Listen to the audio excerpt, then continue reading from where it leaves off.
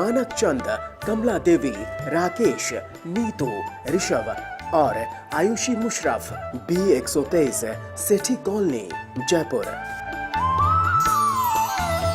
Shri Parshvanath re rolling mills limited, Durgapur 1, Bardhaman, West Bengal.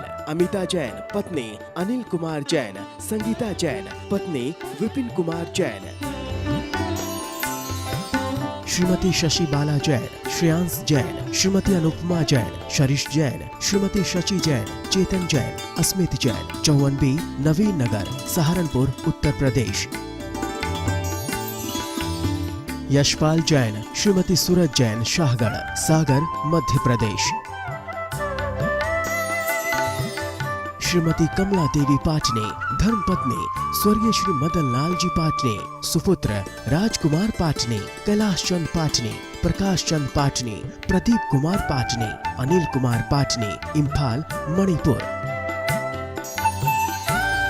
Lakshmi देवी जैन, सीमा जैन, धर्मपत्नी श्री अशोक जैन, मेहुल जैन, शाश्वत Jain, plot number 658, Mahavir नगर, प्रथम, जयपुर, राजस्थान।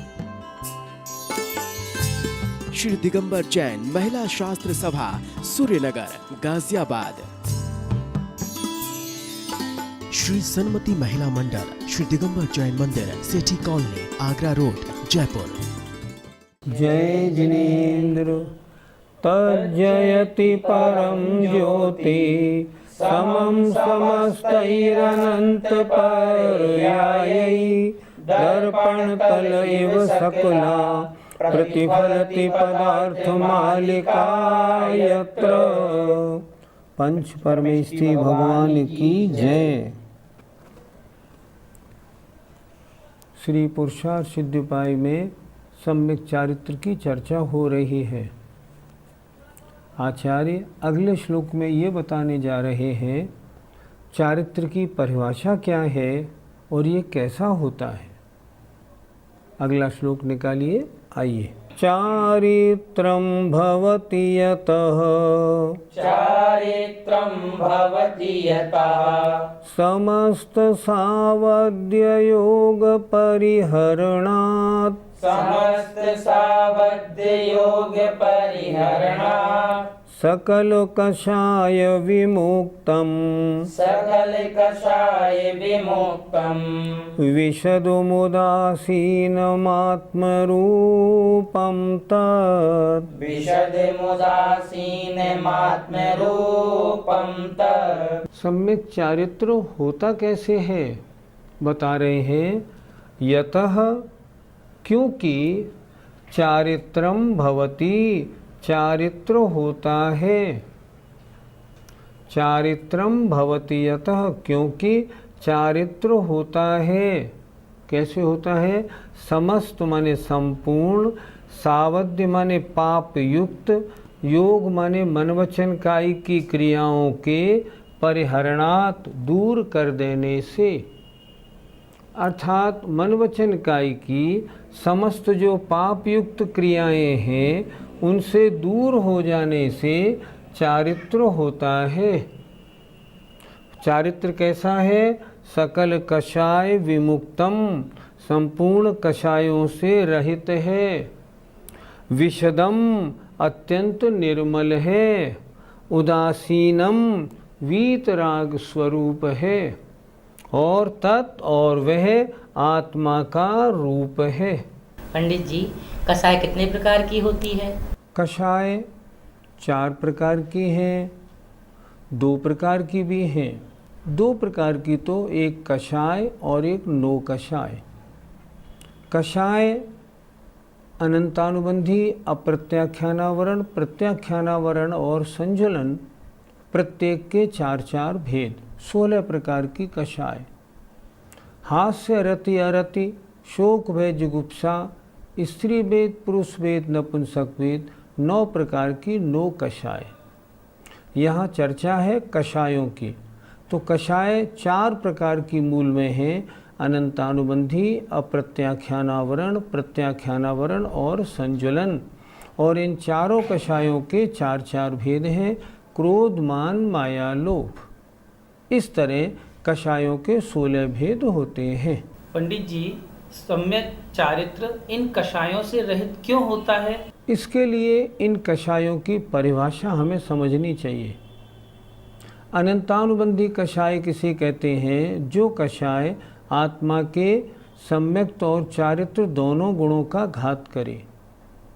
तो जब वो चारित्र गुण का घात करने वाली है तब उसके रहते हुए चारित्र हो कैसे पाएगा? इसलिए उससे रहित होना चाहिए। अप्रत्याख्यानावरण कषाय वो है जो देश चारित्र को नहीं होने देती। तो जब देश चारित्र को नहीं होने देती तो सकल चारित्र को कहने कैसे होने देगी? इसलिए अप्रत्याख्यानावरण का भी अभाव होना चाहिए। प्रत्याख्यानावरण कषाय वो है जो सकल चारित्र अर्थात मुनि अवस्था धारण नहीं करने देती, लेकिन सम्यक चारित्र तो मुनि महाराजों के होता है, इसलिए प्रत्याख्यानावरण कषाय भी वहाँ नहीं चाहिए। अब एक बची संजुलन कषाय। संजुलन कषाय किसे कहते हैं? जो मुनि के योग्य सकल चारित्र को तो होने दे, पर चारित्र की संपूर्णता अर्थात यथाख्यात चारित्र को ना होने दे, उसे कहते हैं संजुलन कषाय। अब चारित्र कहाँ होता है? मुनि महाराजों के। तो परिभाषा, सकल चारित्र की परिभाषा बनी अनंतानुबंधी, अप्रत्याख्यान, प्रत्याख्यान तीनों के अनुदय होने से आत्मा में जो परिणामों में विशुद्धि होती है उसका नाम चारित्र है। और वहाँ ये तीन कषायें नहीं होती। तो यहाँ तो चारित्र की बात चल रही है सकल कषाय विमुक्तम। हाँ, सकल चारित्र अर्थात मुनि महाराजों की भी संजुलन कषाय 10वें गुणस्थान तक रहती है। तो वहाँ तक यथाख्यात चारित्र माने चारित्र की संपूर्णता नहीं होती। चारित्र पूर्ण कहाँ होता है? जहाँ कषाय नाम मात्र भी शेष ना रहे। संजुलन कषाय उसे कहते हैं जो यथाख्यात चारित्र का घात करे। तो जब तक संजुलन कषाय है यथाख्यात चारित्र नहीं होने देगी। यथाख्यात चारित्र वीतराग चारित्र, और जब संजुलन कषाय चली जाएगी तब वीतराग चारित्र होगा। इसलिए चारित्र की परिभाषा बनाई, यह सकल कषायों से रहित होता है। पंडित जी, हमें सावध्य योग से क्या समझना चाहिए? सावध्य माने पाप, योग माने मन वचन काय की क्रिया। तो जितनी भी मन वचन काय की क्रिया पाप रूप हैं उनके हर परिहरणात् दूर कर देने से चारित्र होता है। अर्थात सावध्य योग माने पाप संबंधी समस्त मन वचन काय की क्रियाएं, और जहाँ मन वचन काय की क्रिया होंगी कषाय रूप होंगी तो पाप रूप ही होंगी। चारित्र कब होगा?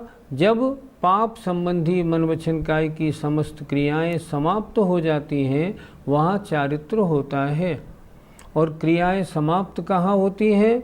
शुद्धोपयोग में, और वास्तव में समाप्त होती हैं ऊपर 11, 12, 13, 14वें गुणस्थान में। इसलिए वहाँ चारित्र की पूर्णता यथाख्यात चारित्र कहा गया है। पंडित जी, चारित्र कितने प्रकार का होता है? अलग अलग दृष्टि से चारित्र के अलग अलग प्रकार भेद बताए गए। जैसे चारित्र 2 प्रकार का, एक देश, एक सर्वदेश। 5 पापों का संपूर्ण त्याग करना सर्वदेश चारित्र या सकल चारित्र। 5 पापों का एक देश त्याग करना एक देश चारित्र या विकल चारित्र कहलाता है। चारित्र के 2 भेद और भी मिलते हैं, एक बहिरंग चारित्र, एक अंतरंग चारित्र। बहिरंग चारित्र का मतलब है अर्थात शरीर से मुनि संबंधी अर्थात मुनियों के जो मूल गुण हैं उनके अनुसार ही सारी क्रियाएं करना, शरीर की क्रियाओं से रहित होना, इसका नाम है बहिरंग चारित्र। और अंतरंग चारित्र है अंतरंग में कषायों का अभाव होना। इस तरह चारित्र के 2 भेद भी होते हैं। आचार्यों ने चारित्र के 5 भेद भी कहे हैं। तत्वार सूत्र में सूत्र दिया, सामायिक छेदोपस्थापना परिहार विशुद्धि सूक्ष्म सांपरा यथाख्यातमिति चारित्रम। चारित्र 5 प्रकार का भी कहा है। सामायिक चारित्र जीवन पर्यंत के लिए समस्त सावध योग का त्याग करना। मैं मन वचन काय से कोई पाप क्रिया नहीं करूँगा। सामायिक चारित्र। सामायिक चारित्र में कोई दोष लग जाए तो उसको प्रायश्चित आदि के द्वारा शुद्ध करना। छेदोपस्थापना चारित्र। परिहार विशुद्धि चारित्र अर्थात विशिष्ट रूप से शास्त्रों का अध्ययन करने से, प्रत्याख्यान पूर्व के पढ़ने से, जहाँ जीव हिंसा से कैसे बचा जाता है, जीव कहाँ उत्पन्न होते हैं, इन बातों की बहुत अच्छा ज्ञान हो जाता है, उसे कहते हैं परिहार विशुद्धि चारित्र। ऐसे महाराज जब भी चलते हैं उनसे जीव हिंसा नहीं होती। सूक्ष्म सांप्रदाय चारित्र 10वें गुणस्थानवर्ती मुनि महाराजों के जब सूक्ष्म कषाय, सूक्ष्म लोभ रह जाता है तब सूक्ष्म सांप्रदाय चारित्र होता है। और कषाय रहित अवस्था में 11 से 14वें गुणस्थान तक जो आत्म परिणामों की विशुद्धि होती है उसे हम यथाख्यात चारित्र कहते हैं। इस प्रकार चारित्र के अलग अलग प्रकार से भेद आचार्यों ने कहे हैं। ये निर्मल और वीतराग रूप होता है, ऐसा क्यों? आत्मा की जो विशुद्ध परिणति है, निर्मल परिणति है, समस्त पाप रहित जो परिणति है उसे कहते हैं निर्मल परिणति। और उस समय अवस्था कैसी होती है? उदासीन माने वीतराग रूप। इसलिए ये चारित्र जो यहाँ चर्चा है वो चारित्र की नहीं, सकल चारित्र की भी नहीं, परिपूर्ण चारित्र की है। इसलिए सकल कषाय विमुक्तम लिखा गया है। ये कब होती है? 11 से 14वें गुणस्थान तक होता है यथाख्यात चारित्र। उस समय परिणति कैसी होती है? अत्यंत निर्मल और परम उदासीन माने एकदम वीतराग रूप परिणति होती है। आचार्य श्री ने जो एक एक विशेषण यहाँ दिया है बहुत उपयोगी है और चारित्र के महत्व, चारित्र की परिभाषा को बताने वाला है। इस श्लोक में जो परिपूर्ण चारित्र होता है वह कैसा होता है उसकी बात हुई। अब वैसे सामान्य से चारित्र कितने प्रकार का होता है ये आगे इस श्लोक में बताएंगे।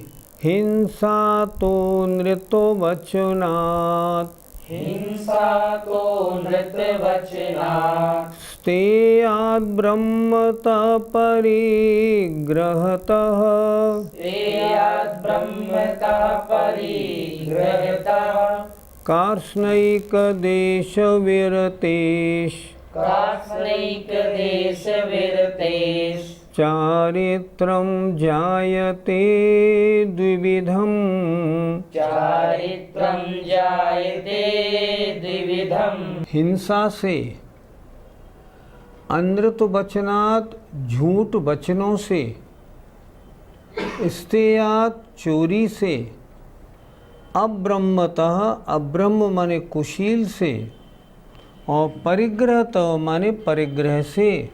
ये 5 पाप हुए। इन 5 पापों से कार्ष्णिक देश विरतेश माने सर्वदेश और एक देश विरत रूप होने से पापों का संपूर्ण त्याग किया। कार्ष अर्थात सर्व महाव्रत रूप, एक देश विरत पापों का एक देश त्याग करने रूप। तो सर्वदेश और एक देश विरति से चारित्र 2 प्रकार का होता है। चारित्र के 2 भेद। चारित्र माने 5 पापों का त्याग करना, उसका नाम चारित्र है। वो चारित्र 2 प्रकार का होता है।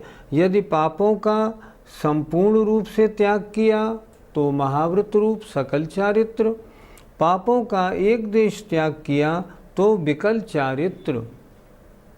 सकल चारित्र मुनि महाराजों का और एक देश चारित्र विकल चारित्र श्रावकों का होता है।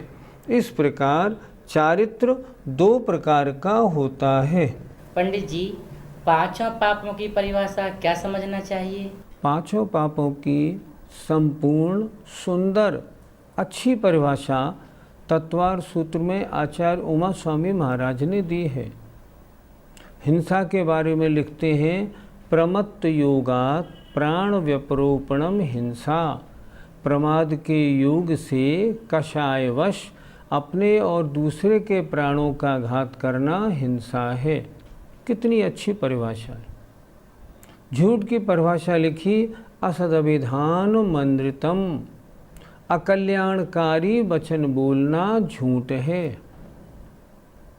तीसरी लिखी, अदत्त आदानम, अदत्तादानम स्तेयम, बिना दी हुई वस्तु को ग्रहण करना चोरी है। मैथुन ब्रह्म, अर्थात स्त्री पुरुष का काम वासना युक्त होकर मैथुन आदि क्रियाएं करना कुशील है। और मूर्छा परिग्रह, वस्तु से ममत्व रखना, ये वस्तु मेरी है, इसका नाम परिग्रह है। 5 पापों की संपूर्ण और बहुत सुंदर परिभाषा है। पंडित जी, 5 पापों का संपूर्ण त्याग कहाँ होता है? आपके प्रश्न का उत्तर 2 प्रकार से बनता है। जो मुनि महाराज पंच महाव्रत धारण कर लेते हैं, उनके 5 पापों का संपूर्ण त्याग हो जाता है। लेकिन उसके बावजूद भी अगर देखा जाए तो अंतरंग परिग्रह में कषाय भी तो आती हैं। तो कषायों का त्याग कहाँ होता है? वो 10वें त्याग 10वें गुणस्थान के अंत में होता है। तो वास्तव में अगर सही पूछा जाए तो 5 पापों का संपूर्ण त्याग 10वें गुणस्थान के अंत में होता है। और आज जो पहला श्लोक हुआ उसमें आचार्य ने उसी को चारित्र कहा है कि संपूर्ण चारित्र यथाख्यात 11, 12, 13, 14 में होता है।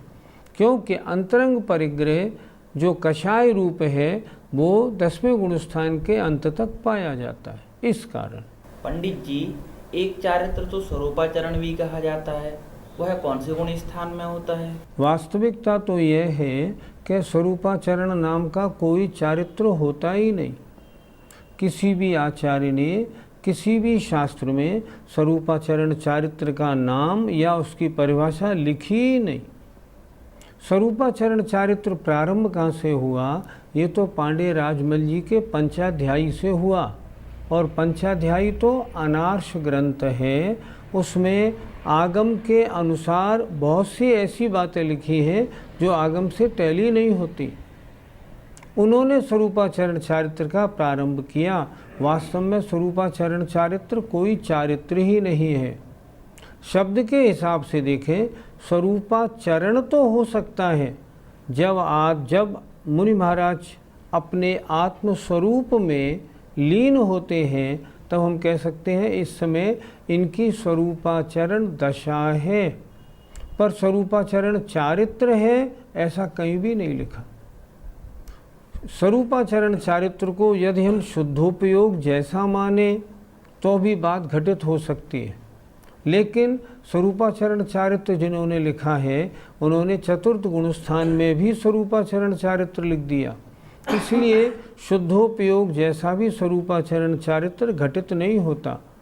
सही बात तो यह है, स्वरूपाचरण चारित्र आगम सम्मत कोई चारित्र है ही नहीं, किसी शास्त्र में इसका उल्लेख नहीं मिलता। पंडित जी, एक देश चारित्र और सर्वदेश चारित्र, इनके गुण स्थान कौन से माने जाएं? 5 पापों के एक देश त्याग रूप जो चारित्र है उसका गुणस्थान सिर्फ 5वां, और सर्वदेश चारित्र के गुणस्थान 6 और 6 से आगे वाले गुणस्थान। 1 से 4 गुणस्थान तक कोई चारित्र नहीं होता। 5वें में एक देश या विकल चारित्र होता है और 6ठे और 6ठे से ऊपर सकल चारित्र होता है। पंडित जी, 5 पापों का एक देश त्याग किनके होता है? श्रावकों की 11 प्रतिमाओं का वर्णन शास्त्रों में मिलता है।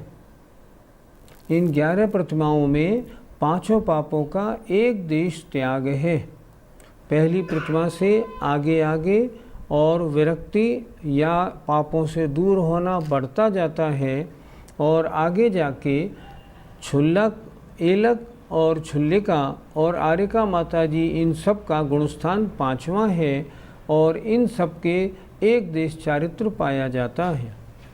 सर्वदेश चारित्र तो मात्र मुनि महाराजों के होता है। गृहस्थ या एलक शुल्लक तक एक देश चारित्र है, दूसरा नहीं। पंडित जी, यदि कोई धार्मिक नियम ले ले, अणुव्रत पालने का नियम ले ले, तो क्या उसके एक देश चारित्र माना जाएगा? आचार्यों ने इस संबंध में अलग अलग दृष्टियां दी हैं।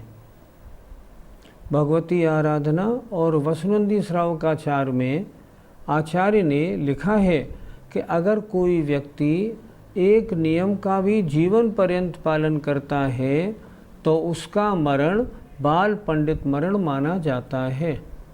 और बाल पंडित मरण पंचम गुण स्थानवर्ती का होता है।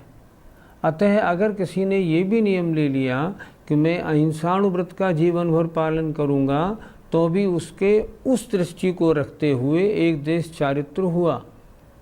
लेकिन वास्तव में देखा जाए तो आचार्यों की वो एक दृष्टि है। वास्तव में देखा जाए तो मैं छना पानी पीऊँगा, मैं रात्रि भोजन नहीं करूँगा, मैं देव दर्शन पूजन नित्य करूँगा, ऐसे जो नियम लिए जाते हैं इनका चारित्र से कोई संबंध नहीं। ये तो नियम है, चारित्र से पहले होने वाले नियम हैं। अगर कोई ये नियम ले कि मैं 5 अणुव्रतों को धारण करता हूँ, तो क्या उनके एक देश चारित्र मान लिया जाए? नहीं, ये भी नहीं माना जाएगा। क्योंकि उमा स्वामी महाराज ने स्पष्ट लिखा है कि वे अणुव्रत 3 गुणव्रत और 4 शिक्षाव्रत से संपन्न होने चाहिए। दिग्देशाविरति वाला सूत्र इसीलिए लिखा गया। अगर मात्र 1 अणुव्रत या 5 अणुव्रतों का नियम ले लिया, अभी कोई प्रतिमा नहीं हुई और अभी व्रती की श्रेणी में नहीं आया, हाँ नियम की श्रेणी में आ गया। एक देश चारित्र का प्रारंभ कहाँ से होगा? जब वो पहली प्रतिमा लेगा, उससे पहले नहीं। पंडित जी, महाव्रत धारण करने वाले मुनिराज भी तो आवागमन करते हैं, फिर उनके आवागमन से जीवों की हिंसा तो होती है, फिर उनका समस्त हिंसा से रहित क्यों कहा? मुनि महाराज देख शोध के चलते हैं कि नहीं? चलते हैं। जान पूछ के हिंसा करते हैं? नहीं करते। हिंसा की परिभाषा क्या बताई थी? प्रमत्त योगात प्राण व्यपरोपणम हिंसा। प्रमाद के योग से कषायवश अपने या दूसरे के परिणामों का घात करना हिंसा है। जब वो देख सोच के चल रहे हैं तो उन्होंने प्रमाद या कषाय के कारण तो जीव हिंसा नहीं की। आगे स्वयं इसी पुरुषासिद्धिपाय में एक श्लोक महाराज स्वयं देंगे और उसमें लेंगे, जो मुनि महाराज महाव्रतों के अनुसार अपनी सारी क्रियाएं कर रहे हैं, जिनका आचरण समिति के अनुसार बिल्कुल सही है, उनसे भी जीव हिंसा होती तो है, पर क्या पाप लगता है? उन्होंने कहा बिल्कुल नहीं लगता। क्यों नहीं लगता? उनका अभिप्राय तो अहिंसा का है। अभिप्राय अहिंसा का हो और फिर भी अगर जीव हिंसा हो तो नहीं, उसका पाप नहीं लगता। एक छोटा एग्जाम्पल दें। कोई श्रावक पानी छानता है मोटे कपड़े से पानी छाना।